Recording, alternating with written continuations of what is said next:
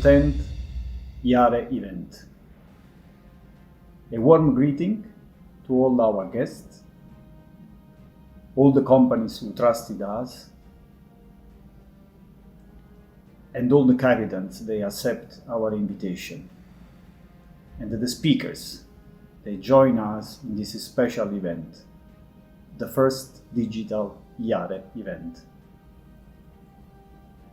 I want to take the opportunity to thank you, our people and organizer, to convert this difficult moment in a great opportunity. As you know, all the event this year has been cancelled. My Yare for sure will be a success. I'm 100% sure on that. And I want to thank you again, all the organizers, for that. As you know, the 2019 was a stable year, and we all were waiting the effect of a Brexit and German economy problem to see how it was affecting the yachting industry. But these things remained unsolved because we got a bigger issue, COVID-19. But at the end of the day, for us, for yachting industry, the COVID had a positive effect. The yacht is an island, a good island to isolate yourself. So that became very important for our industry. In fact, all the shipyards are investing in new model, new technology.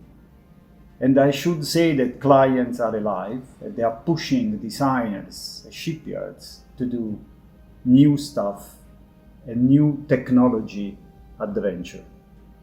This is a very positive for our business, and I think that will be more and more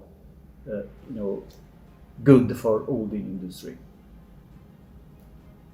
As you know, Yare is the only international event which is taking care of existing yachts in terms of refit and after-sales services.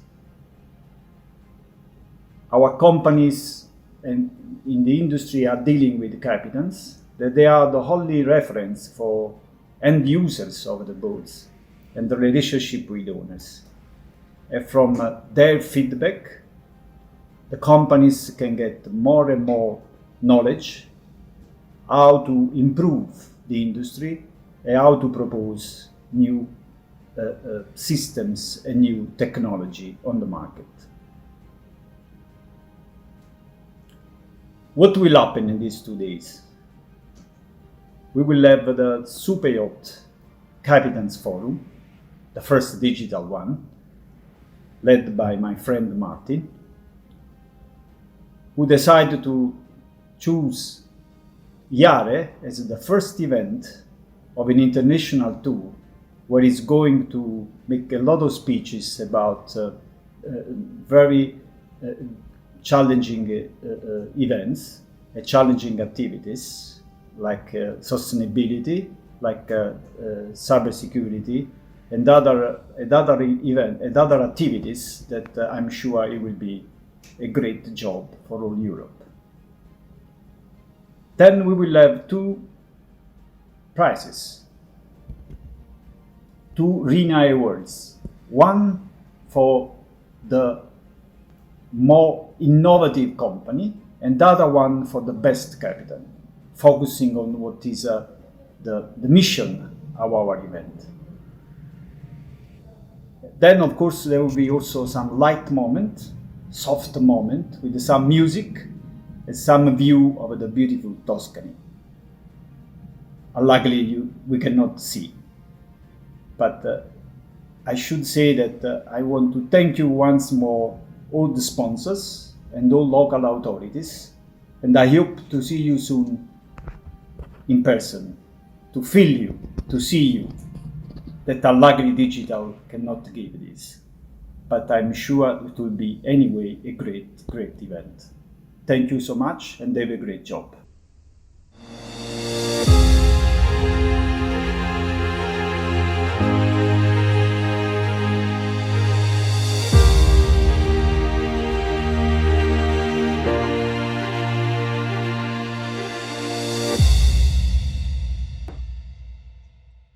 Okay. Good morning, everybody. Good morning and welcome to Yare 10th edition, the Superyacht Captains Forum Live. My name is Martin Redmayne. It's a much easier situation to fly to Viareggio, to check into a hotel, have a dinner the night before and turn up in the morning with a slightly shortened sleep. So I apologize for slight delays. The virtual world is not always our friend, but we're working with it very well from now on. I'm here. Thank you very much for your patience. So listen, we've got a couple of very interesting days ahead of us. We've got some really powerful workshops, great moderators, great speakers, talking about a whole raft of very important topics that captains, managers, and all the various advisory network really need to focus in on. The cybersecurity topic, green issues, paint topics, the refit planning topic, a couple of really interesting sessions linked to owner's experience and the owner journey. And I think there's some very nice entertainment elements this year, which I think will be interesting for those who want to learn about cookery, food, wine, and the world of luxury. So enjoy yourselves the next couple of days.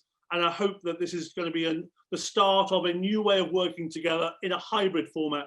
But I promise you, I want to be back in Viareggio next year and with all the people I love and spend time with. And more importantly, we are a very human, tactile, passionate industry. And we can't be apart like this anymore. It's very, very dull, and I miss you all.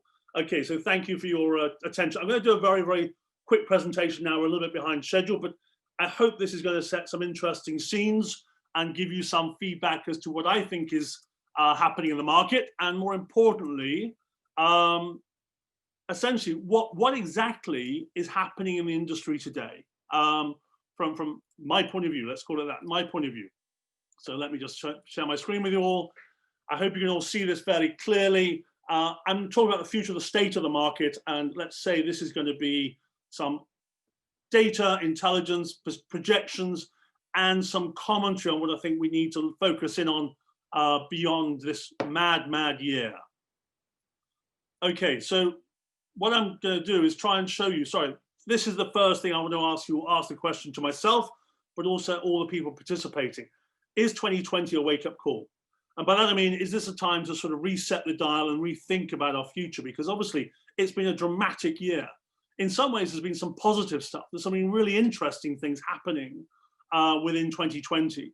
But more importantly, it's been a devastating year in terms of the way in which we operate, the way in which we work together, the way in which we travel or use yachts. It's all been fairly disruptive, but I think it's given us a chance to almost reflect on what's been happening to us in terms of the market.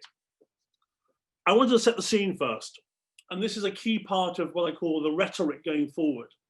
And this rhetoric is very important in terms of the total number of people out there who are worth significant sums of money. And I think this is something we need to focus in on as an industry going forward.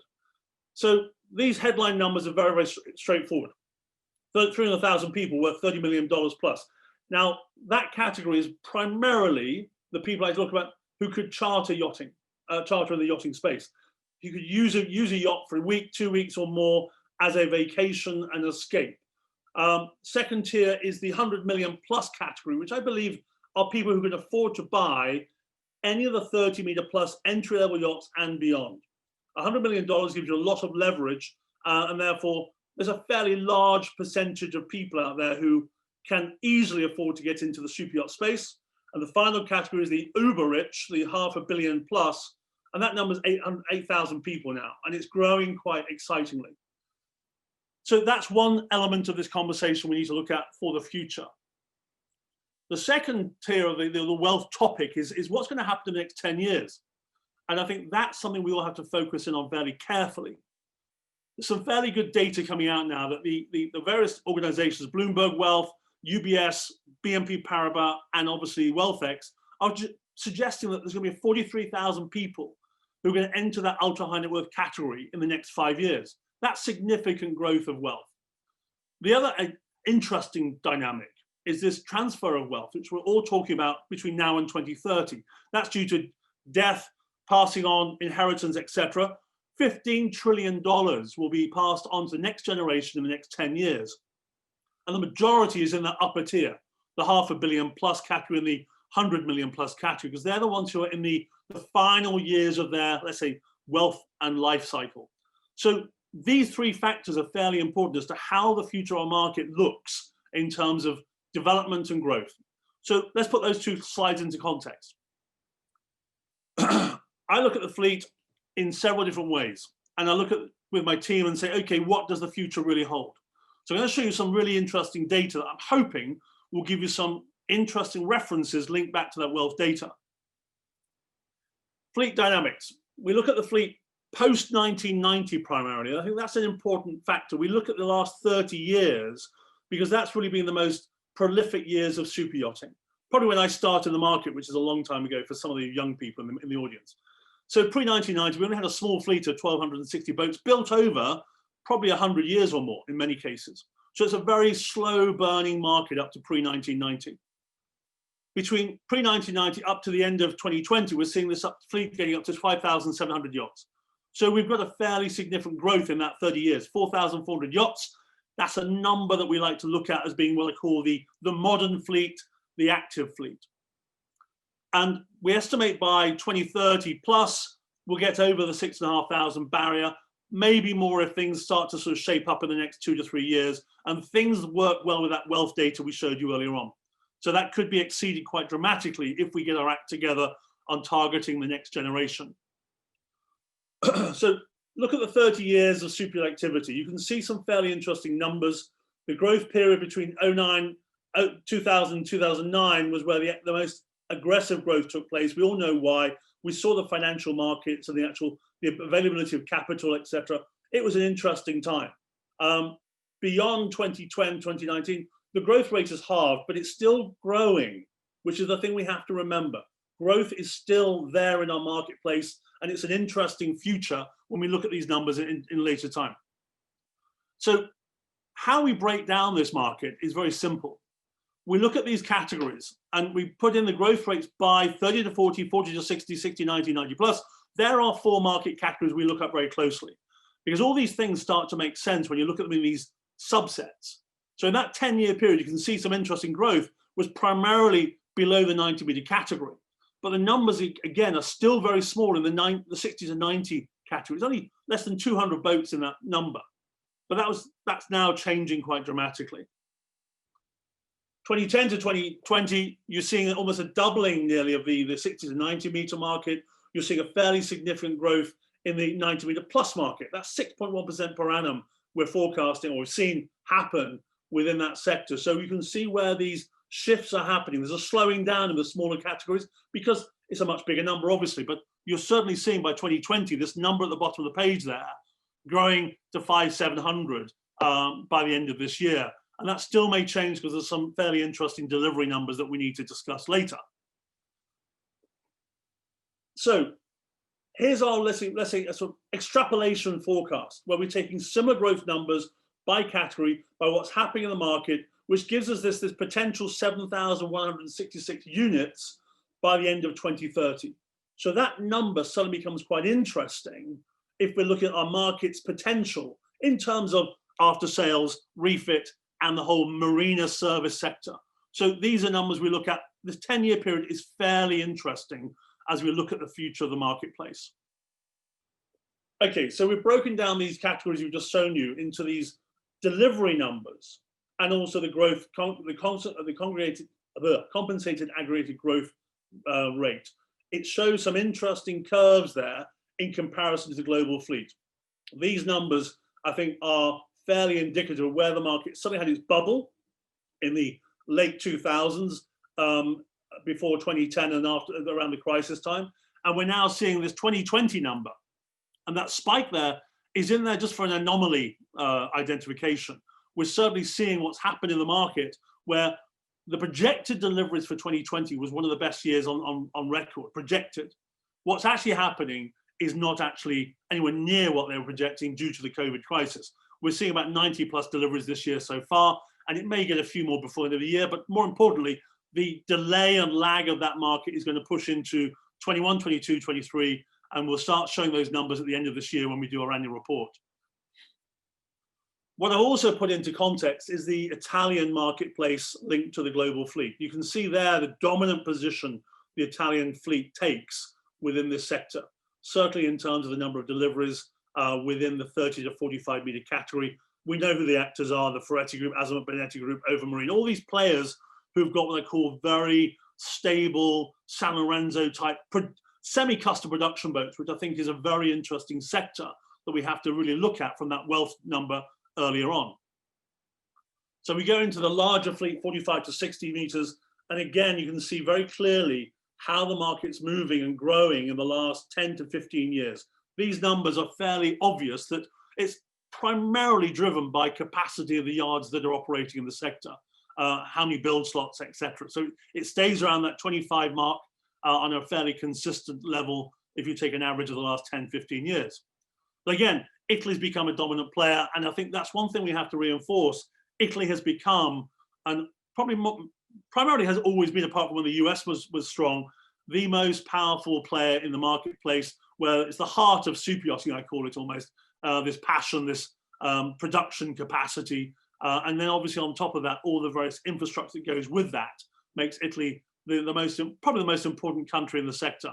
I know a lot of people would challenge that in Northern Europe, but from my point of view, Italy's become the most important player, and we can see that they've enjoyed some incredible positioning in all the developing markets around the world, especially in the US.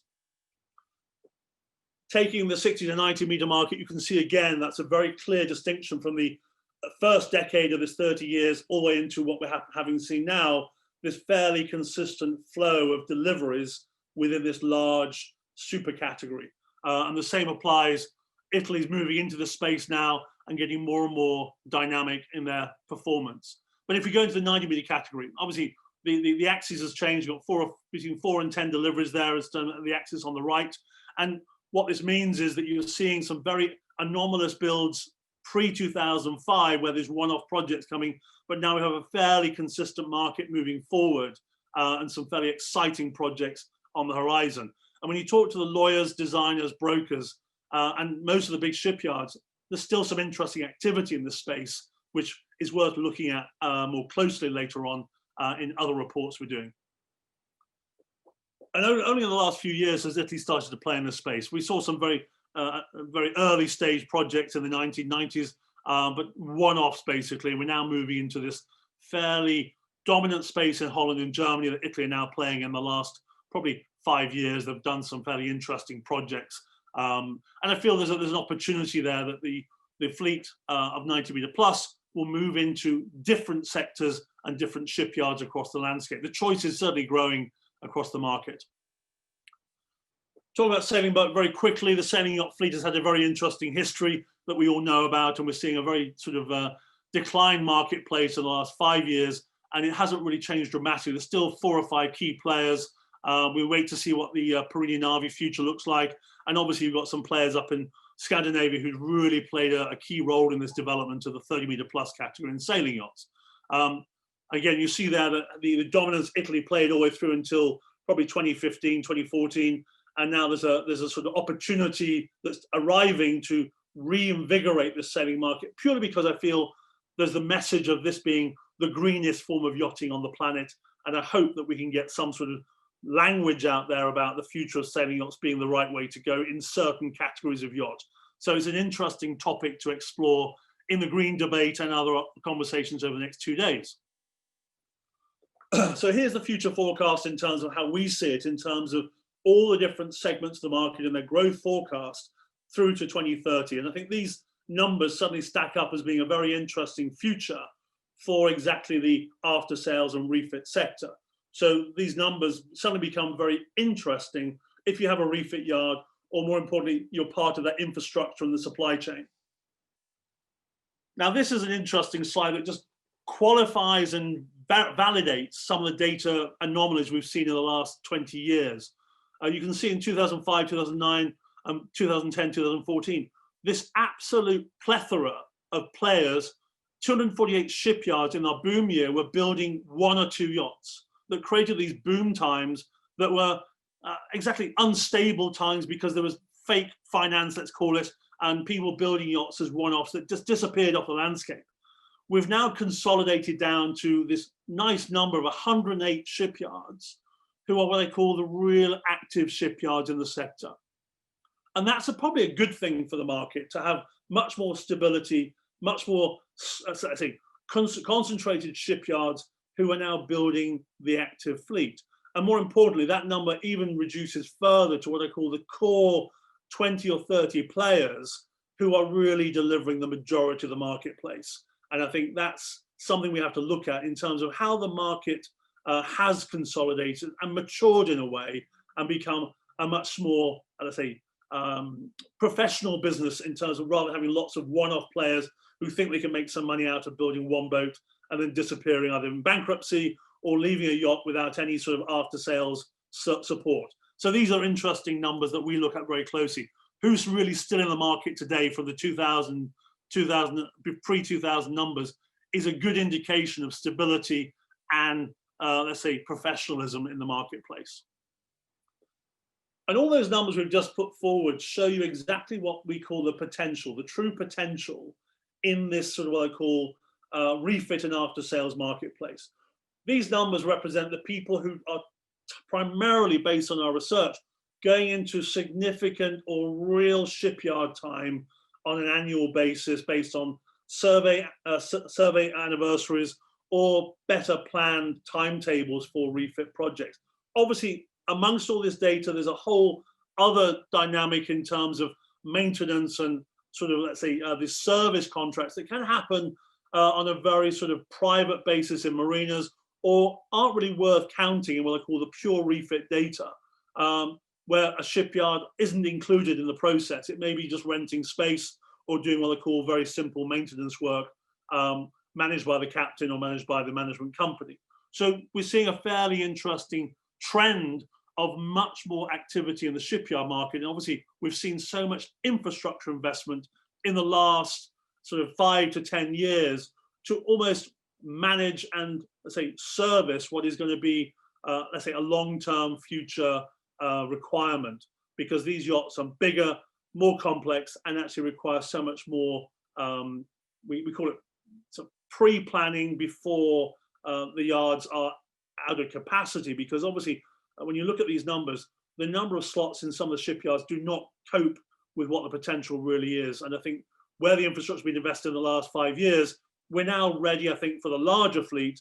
But I look at that smaller fleet between 40 and 60 meters and 30 and 40 meters, it's an interesting potential there that suddenly becomes the real growth of the marketplace above 40 meters, which is something we look at very closely. They're the ones who really need the big refits or the more expensive refits. Between 30 and 40 meters, a lot of service companies, a lot of support from the manufacturer, which changes the dynamic there a little bit.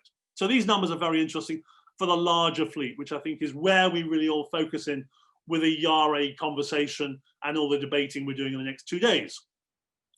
So the next 15 minutes, I'm going to talk about certain things that I feel are worth exploring from the industry's point of view and from the captains and managers' point of view. Look at this refit after sales market and ask the question, what can be improved? And it becomes a very important debate later on in the next couple of days with planning. And the word planning is something that I hear far too often as being either last minute, insufficient, or perhaps putting your finger in the air and hoping that the wind is blowing in the right direction at the time you arrive in the shipyard. I talked to a few insurance companies the other day that were saying that sometimes a yacht will arrive at a shipyard or wait for a contract to be signed before they call the insurance company to say, I'm actually in a yard period now. We've got to get this industry to a stage where planning, organization, and preparation is much more seamless and becomes part of a life cycle of every single yacht in the fleet. There's 2 reasons for that. It reduces the surprises for the client, for the owner, and more importantly, it allows the shipyards and the infrastructure and the supply chain to plan their business models much more effectively. And I feel by having this maturing of the refit and after sales market, we can do a much better job of actually servicing the fleet.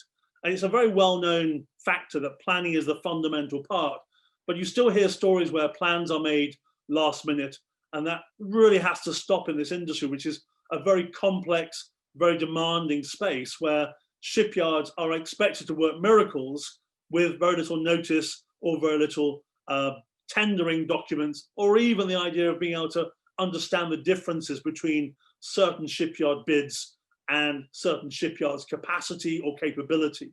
So it's about doing much more homework, much more planning, and making sure you arrive at a shipyard with everyone understanding exactly what is going on and what needs to be done by when. Planning, planning, planning. This is another topic I'd like to talk about. We saw the very interesting arrival of San Lorenzo on the stock exchange. I think one of the positives of this flotation, apart from the financial stability it gives to a company, I think one of the things that's very important here is you're looking at when people get floated on the stock exchange, especially a company like San Lorenzo, it raises the profile of our industry. It raises the profile of our marketplace to either investors or to private individuals in the way that people turn around and say, hey, what is this yacht market? We need to know more. We need to understand more. And who is dialed into the stock market? But all those interesting, wealthy people who are in that first phase of our presentation. So the more visible we become on the investment market, the more chances we have of building stability and liquidity in our industry. And I think that's another key factor. We can't have companies run with very weak liquidity, poor, let's say, balance sheets, but more importantly, having private investors who are bailing out companies. This, to me, is where we can really grow our industry and get much more interest from the wider world and obviously those high net worths that are always looking at the markets. So that's a key factor that we have to look at as an industry. This is an interesting topic because people talk about the cost of ownership and the value of ownership quite a lot. So I've got a few WhatsApp messages. Bear with me 1 second. I'm hoping people can hear me okay. The most important thing here is that we need to identify the total cost of ownership much more clearly before someone comes into the market, so they have no surprises. We have to identify exactly what it costs to run a boat before they jump into the marketplace, because this is where the owners can get frustrated or lose interest or feel that it's not adding value. And the word value is so important. What is the value of ownership? It's not an investment like a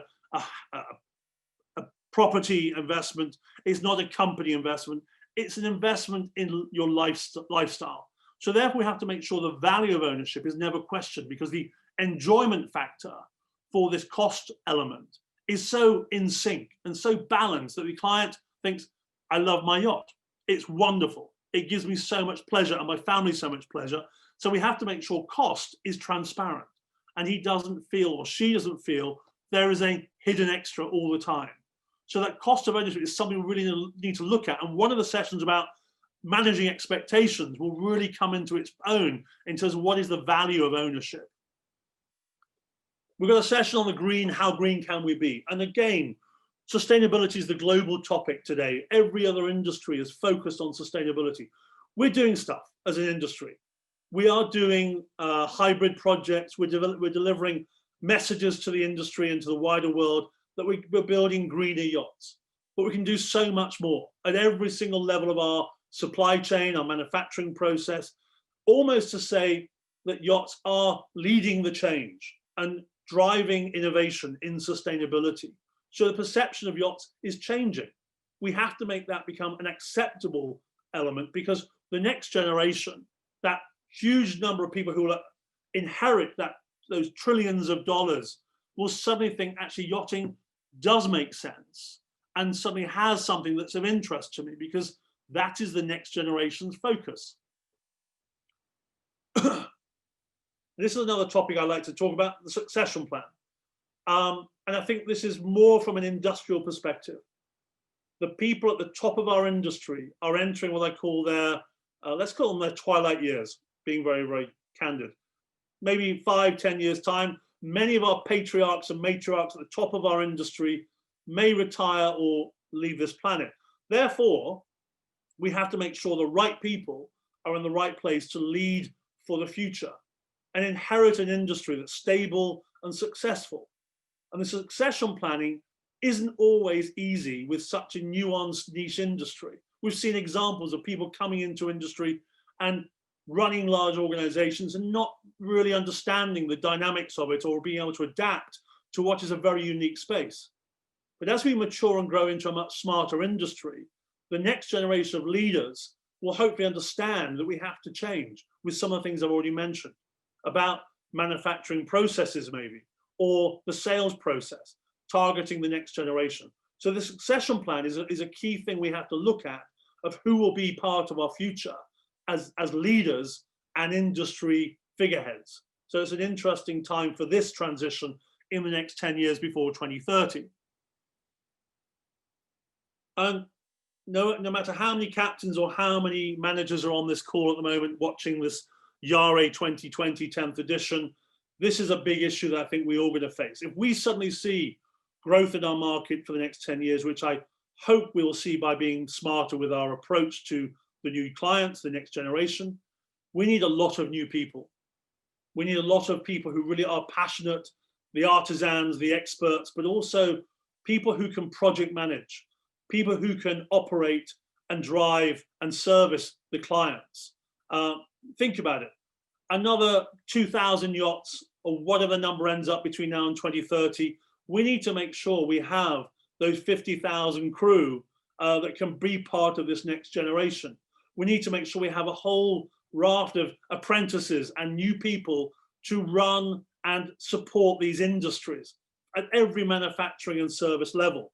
It's a fairly key part of our future stability, is the human capital.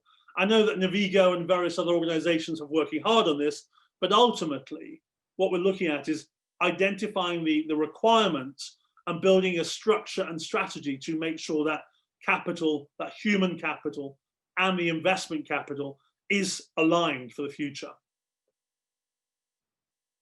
I go back to the next generation. Yachting may never become the cruising around the south of France, the Capri, the Porto Cervo at anchor in beautiful locations in the future. We may end up with a whole new group of people who think actually yachting is about this discovery of doing something different, something adventurous, something off the beaten track. It's been well talked about in the last 10 years, but we have to make sure yachting suddenly becomes attractive, not just because of the amount of sun pads or dining spaces, but is there something else that is going to excite the next generation as a new platform for fun? And I think this is a thing that is a fundamental in yachting, that how much fun can you have with the yacht becomes part of the next style or design element of making yachting attractive, this purpose. And I don't just mean these yachts for saving the planet with research, because that's a fantastic opportunity for certain people who are passionate about that. But there are other things. Yachting is still a leisure pastime. But sitting on a boat, sunbathing or drinking or chatting with friends is one era of yachting. But when we start to look at the people in Silicon Valley and the next generation of tech billionaires or new money in the inheritance world, are we relevant to the lives they lead? Are we really interesting based on some of the dynamics of yachting with the fuel consumption and various other elements that yachting suddenly becomes it's not a dirty word, but it becomes this language of purpose. And I think people want to have purpose in their assets and their fun factor to make sure they can tell their friends how much fun they're having and where they've been and what they've done with their yacht. These things become a key factor in the future of our marketplace. So the final slide I've just got is that if you look at the 4 or 5 slides I just talked about, and the early slide at the beginning of the presentation, we have incredible potential with a number of people who could afford to play in our market. But we are selling 120, 130 new boats a year between 30 meters and above. On the second-hand brokerage market, we're selling 2 to 240 boats per annum on average within the brokerage network. And to me, that is fairly weak penetration of a massive potential marketplace of high net worth, ultra high net worth, and billionaire category. So we have to look at this potential. And as we all know, how do we encourage them to see yachting as part of their lifestyle? And that capitalizing thing is a key factor. And I feel that's one of the messages I want to get across, is this stability, this organizational structure, this service organization, making sure that when you buy into yachting, every layer of the journey is well organized, is great in terms of its service level, and is perfect in terms of its financial transparency. Because once we get to a stage where clients say, absolutely, yachting is fantastic, it is the best industry to be involved in, every layer of the journey is fun, the people are great, the investment is actually paying huge dividends of the value for my family, and more importantly, I want to keep doing it for the rest of my life because it's just the best escape bubble in what is a very, very unique year. And I feel this potential is almost been accelerated by COVID-19 and the pandemic. We've seen in Asia, we've seen in America, and we've seen across the landscape some interesting sales figures that suddenly suggest that the ultra high net worth client base is woken up to that yachting is a very unique, private escape bubble and a safe haven in this crazy world we now live in. So I feel that we've got this potential. We have to now use the next 3 years, maybe 5 years, to really focus in on some strategic ideas for change so we can build a very strong future for 2030 and beyond. And I feel from that point of view, we have an interesting opportunity as an industry to drive a long-term success plan with the right people at the top of the pile and all the people feeding the industry in terms of next generation employees, next generation crew, so that the actual operational side becomes even more seamless. And I think on that note, I wish you all a wonderful couple of days of Yare. There's some interesting stuff being discussed, and I'm sure all those with the app and all those participating, please have your say and please share your views. This is going to be a fun couple of days. Then after these 2 days, we have all the face-to-face conversations and private meetings in early December. And I really can't wait to be back in Viareggio next year. And I wish you a good few days. Thank you very much, everyone. Thank you.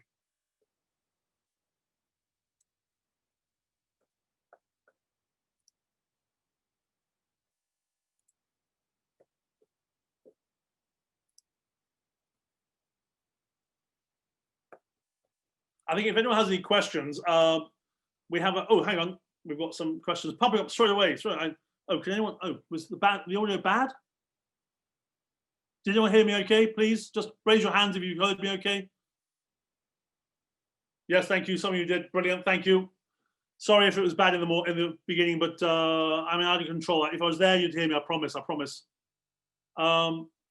Okay. Questions, anyone? Please fire away. Fire away.